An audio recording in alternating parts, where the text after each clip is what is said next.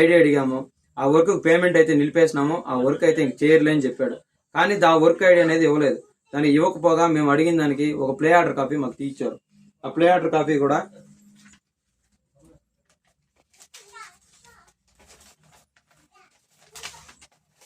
ఆ play order కాపీలో కూడా వాళ్ళు చేసిన 9 వర్కులు ఇందులో ఉన్నాయి. ఆ 9 వర్కులకు కూడా దానికి సంబంధించిన అమౌంట్ కూడా ఎందుకు ఇచ్చారో, ఎక్కడ వర్క్ ఉంది ఇంతకీ, ఆ వర్క్ వీళ్ళు చేశారా లేదా అని కూడా ఏపీఓ గారిని మేము అడగడం జరిగింది. అతను కూడా మీకు ఎంక్వైరీకి మేము వచ్చి మీకు ఆ గుంతలు చూపిస్తామని మాకు హామీ ఇవ్వడం జరిగింది.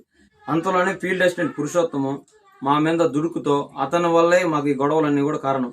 అతను మాకు ఇచ్చిన వర్క్, నేను ఇచ్చిన 5 నెలల నుంచి ఒక వర్క్ ఫీల్డ్ అసిస్టెంట్ నాకు చేయకుండా పోక, పవన్ అన్న చెప్తేనే చేస్తాను, వాళ్ళ ఇంటికి వెళ్ళి నువ్వు ప్రతిమలాడుకుంటే పెడతానని నా దగ్గర మా కుటుంబ సభ్యులతో ఇదంతా అనడం జరిగింది. అయినా కూడా మేము వినిపించుకోకుండా ఆ వర్కే వద్దని, మాకు అవసరం లేదని సైలెంట్ అయిపోయినాం.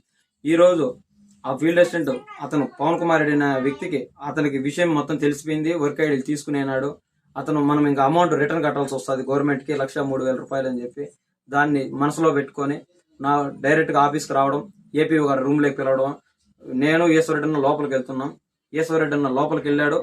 నేను లోపలికి వెళ్ళే సమక్షంలో నన్ను ఇక్కడ ముఖం పైన వచ్చి కొట్టి, నా కులం పేరు ఎత్తి, ఎక్కడరా నీకు జాతకం నా కొడక, నువ్వు నా మీద కేసు పెట్టే, నా మీద జేసీపీ పట్టించి అంతోడైనావా, నా వర్కులు ఆపే అంతోడైనావా అని చెప్పి నన్ను కొట్టడం, నా కడుపుల మీద కొద్దడం, ఈపుల మీద కొద్దడం, నాపై కాలు ఎత్తుకొని తన్నడానికి రావడం, ఇదంతా కూడా జరిగింది.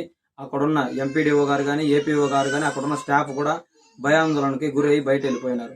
అక్కడున్న ఏ ఒక్క డిపార్ట్మెంట్ ఆఫీసర్ కూడా ఎందుకు ఇది చేస్తున్నారో, ఆఫీసులో ఇలా జరుగుతుందని కూడా ఏ ఒక్కరు కూడా డిపార్ట్మెంట్ ఫోన్ చేసి పట్టించుకోకపోవడం, వాళ్ళు అంతా కూడా ఒక సినిమా చూసి చూడడం జరిగింది. డిపార్ట్మెంట్ వాళ్ళు ఒక మానవత దృక్పథం కూడా లేదు వాళ్ళ దగ్గర.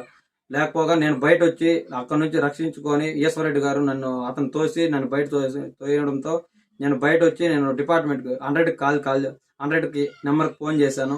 డిపార్ట్మెంట్ నాతో మాట్లాడుతుండగానే 100 డైల్ చేసింటే, వాళ్ళు మాట్లాడుతుండగానే అతను నాపై వచ్చి మళ్ళీ ఇంకోసారి కూడా కొట్టడం జరిగింది. కొడుతుండగానే మళ్ళీ నన్ను చంపేస్తానని బెదిరించాడు. నువ్వేమనుకుంటున్నావు, ఊర్లో బతకాలని ఉండవా లేదా, నన్ను గట్టిగా బెదిరించడం, నేను చంపిన అడిగే దిక్కు లేదని చెప్పి నాకు వార్నింగ్ ఇవ్వడం. ఇంటికి వచ్చి మా ఇంట్లో ఆడవాళ్ళు కూడా వెళ్ళి అతను అడగడానికి వెళ్తే అందరిపై కర్ర ఎత్తుకొని దాడి చేయబోయినాడు. అందరూ భయానందంతో ఇది సతమతం అవుతున్నాము. దయచేసి మాకు న్యాయం చేస్తారని కోరుకుంటున్నాను. ఇప్పుడు మీ అబ్బాయిని కొట్టారని కంప్లైంట్ ఇచ్చినాము. ముందు కూడా ఒక ఆయన్ను మటర్ కేసు చేసినారు. మాకు భయం వేస్తుంది పవన్ కుమార్ రెడ్డి, అందుకనేసి మేము చెప్తాన్నాము మా అబ్బాయిని మేము కాపాడుకునేదానికి.